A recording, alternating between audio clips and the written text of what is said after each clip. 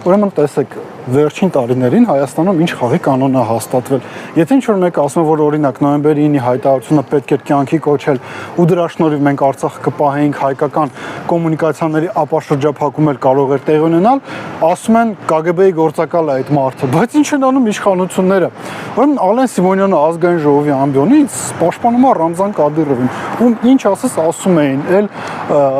Արնարբու մարդասպան TikTok զորքերի հրամանատար Արարատ Միրզոյանը ասում է, որ Ռուսաստանի տնտեսական հարաբերությունները չափազանց կարևոր են մեր համար, մի քանի անգամ ասել։ Արմեն Գրիգորյանը վերջին տարիներին խուսափում էր Մոսկվա մեկնելուց, հիմա գնում է Մոսկվա։ Իսկ ինչու շատ բարձ ընտրություններ են մոտենում եւ մարդիկ միացել են ԿԳԲ-ի գործակալ ռեժիմը, ու սա այն պայմաններում, երբ որ օրինակ Ադրբեջանից արդեն ասում են, որ ոչ թե 300, այլ 500,000 ադրբեջանցի պետքա տեղափոխվի Հայաստան, բայց իշխանությունը դա չի հետաքրքրում։ Իրենք զբաղված են նրանով, որ հիմա փորձում են ռուսամետ Երևան